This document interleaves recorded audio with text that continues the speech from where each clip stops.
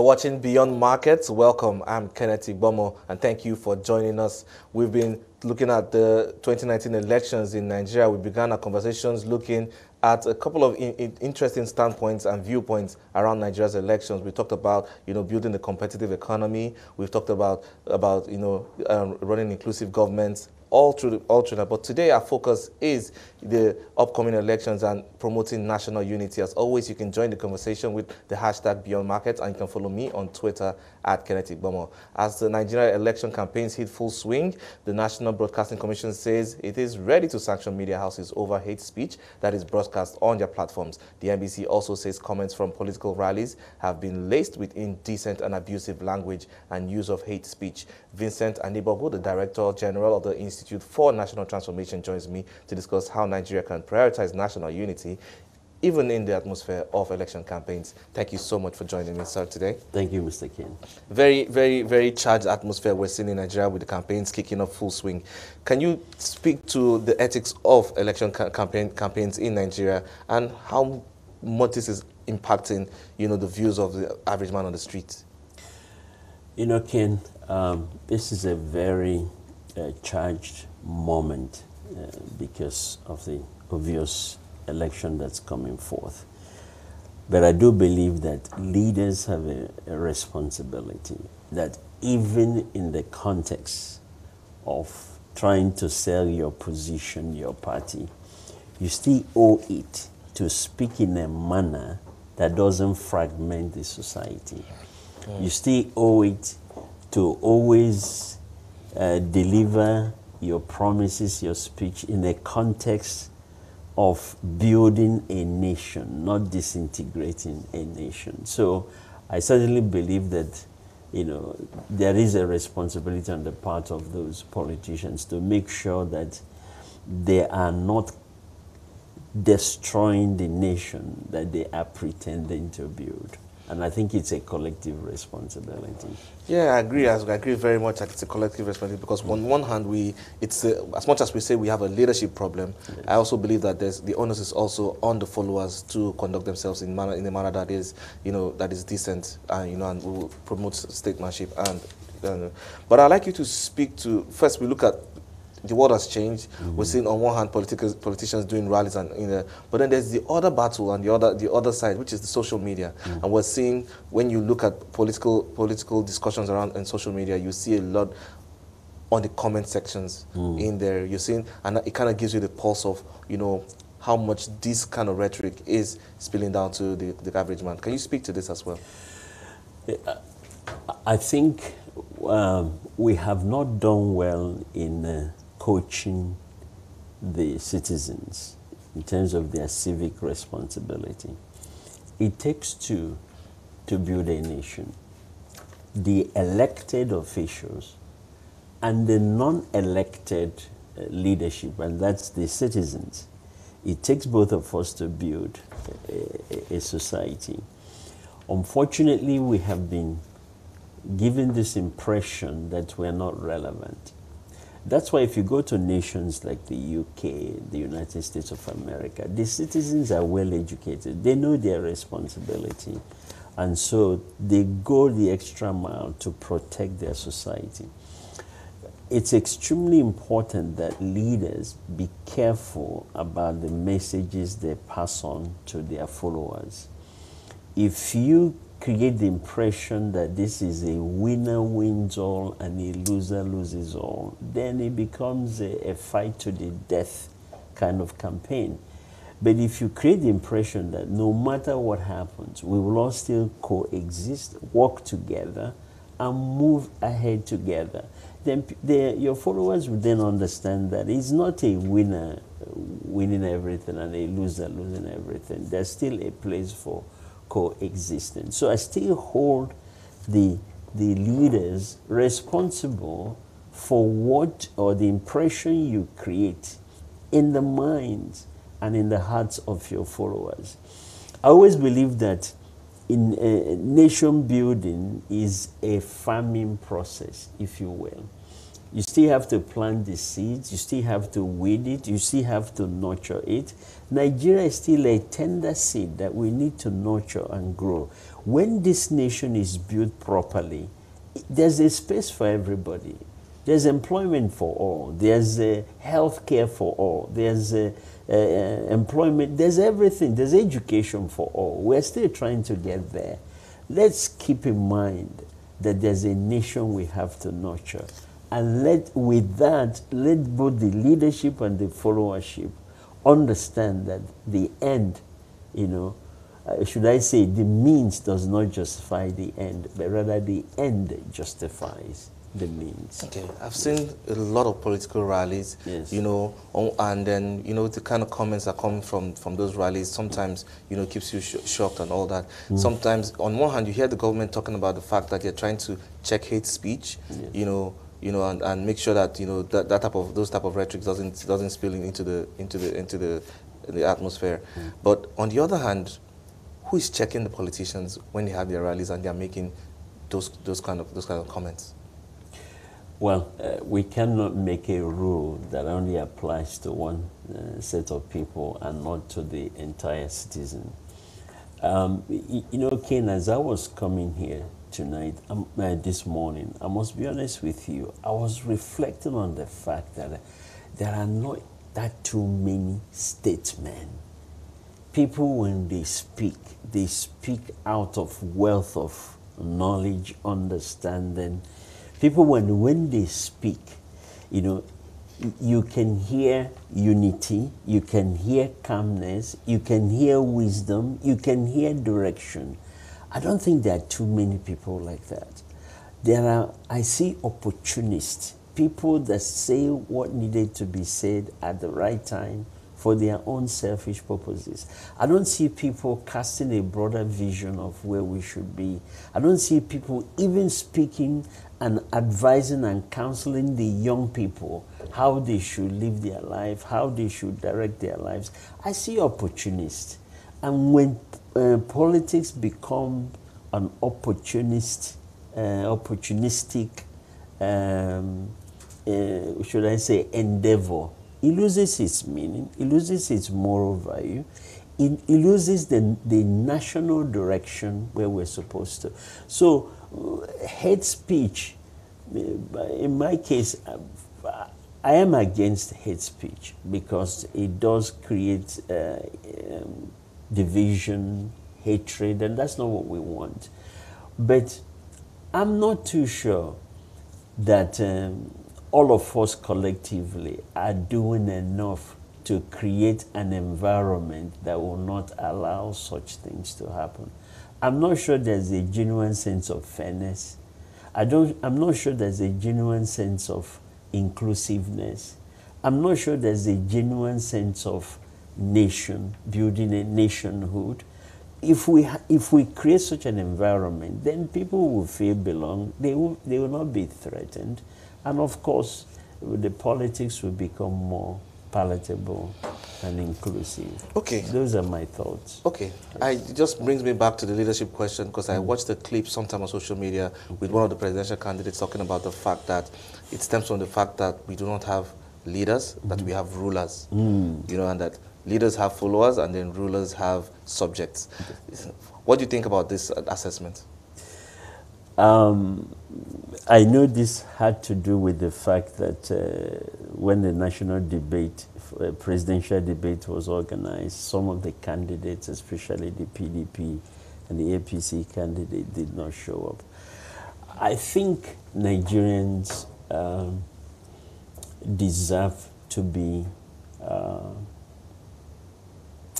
should I say, they deserve to hear from their leaders.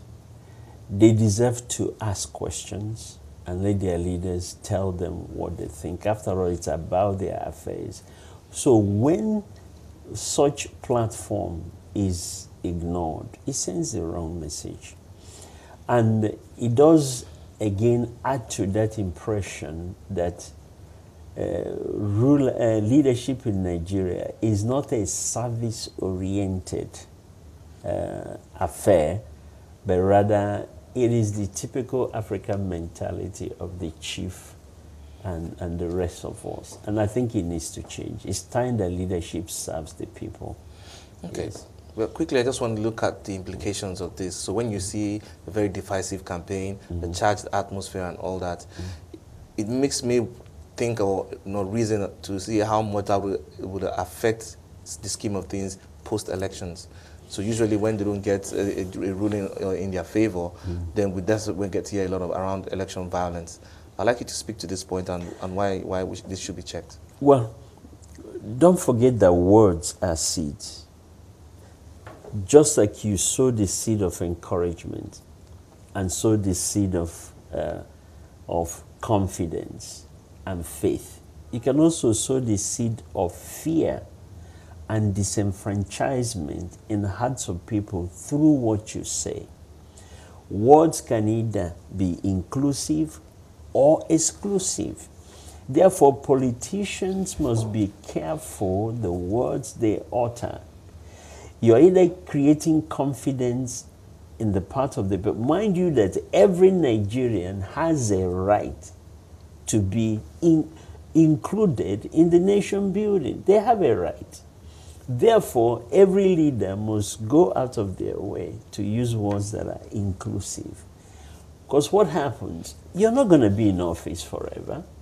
When I'm excluded this time, and perchance in the future we gain governance, then it's our turn.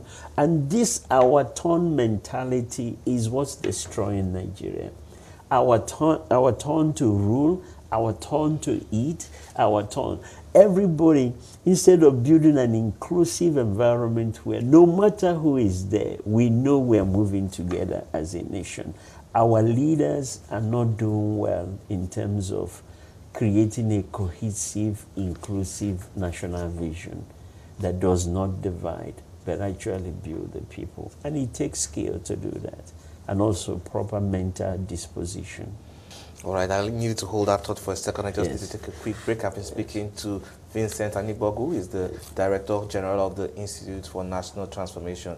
When we return, we'll look at vote buying and where the umpire, INEC, stands in all of this. Welcome back to Beyond Markets. If you're just joining us, we are discussing Nigeria's upcoming elections and how national unity plays a role in making sure that we have a smooth process. Still with me is Vincent Anigbogu. He's the Director General of the Institute for National Transformation. Mr. Vincent, now I want to look at the role of the umpire in all of this. On one hand, yes, politicians want to gain power. Some of them use means that are, questionable. They use kind of language that, people find as indecent or abusive.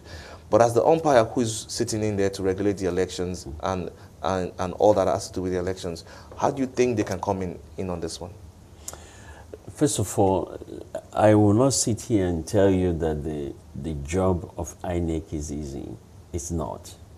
A nation of close to 2 million Nigerians, many of whom we don't like to follow the rule of law. It's not easy.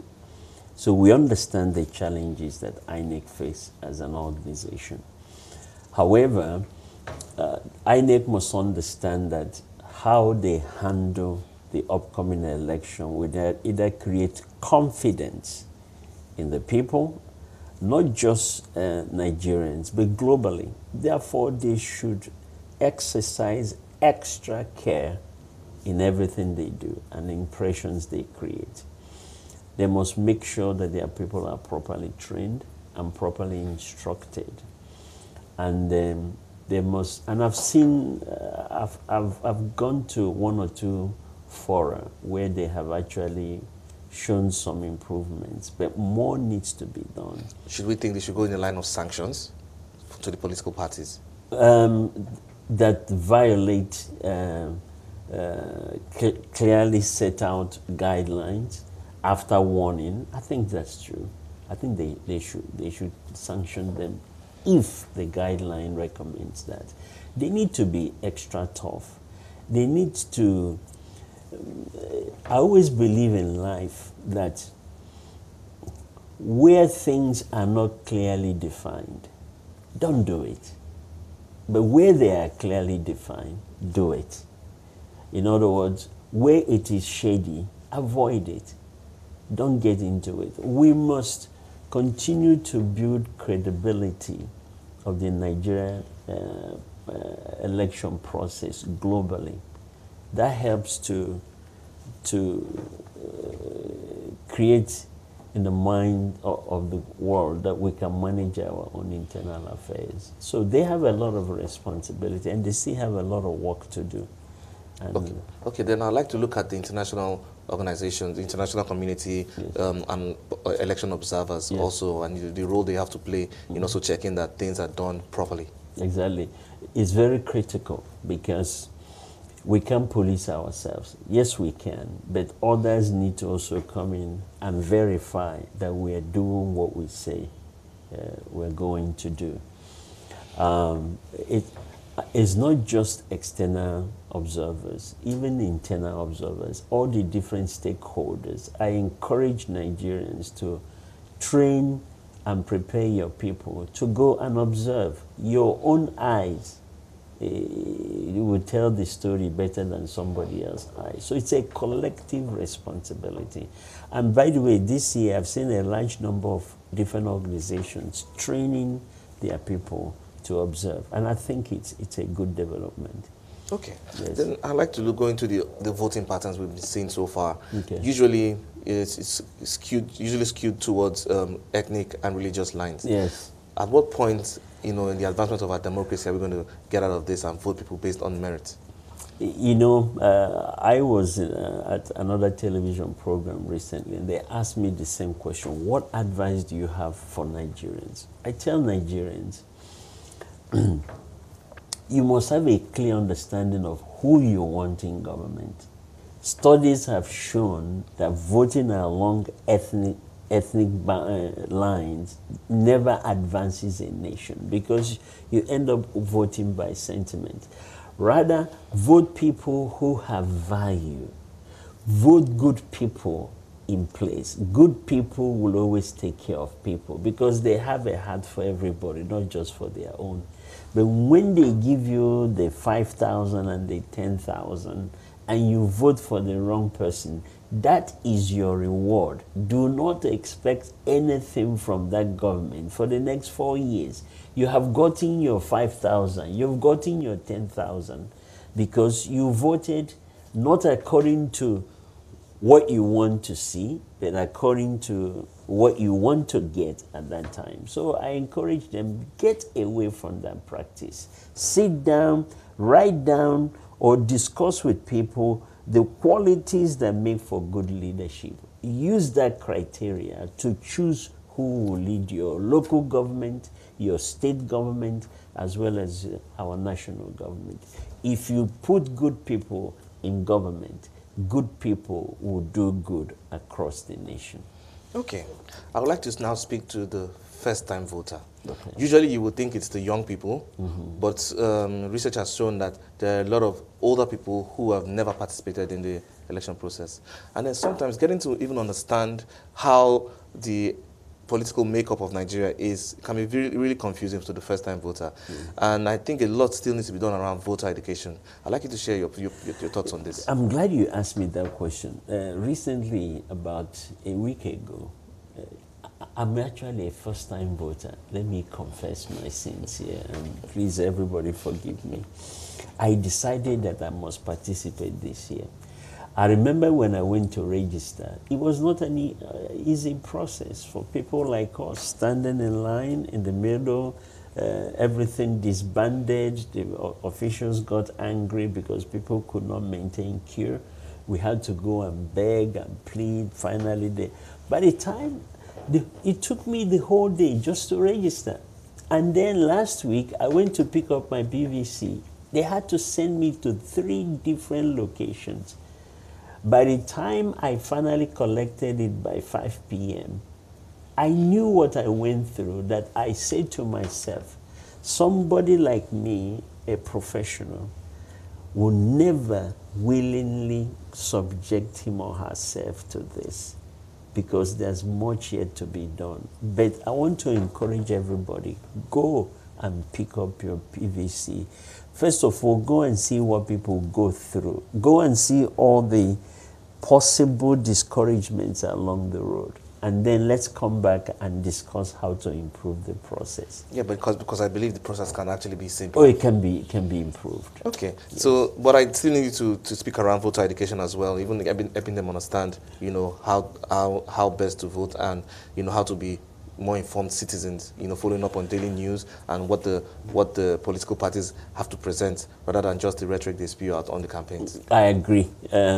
Mr. Kane, even organizations like us, the Institute for National Transformation and other NGOs, should do more to actually educate our people. Many of our people, they are passionate, they want to get involved, but they are not informed. Therefore, I totally agree that even schools, even religious organizations should go out of their way to educate our people on how to make good choices, on the systems and the processes they must subject themselves to in order to become contributory citizens. I believe we're not doing it. And the fact that we have eliminated civic education from our schools, I don't think it's good for them. I think it needs to be put back in the school curriculum so that we can become an informed citizen elects better leaders. Okay.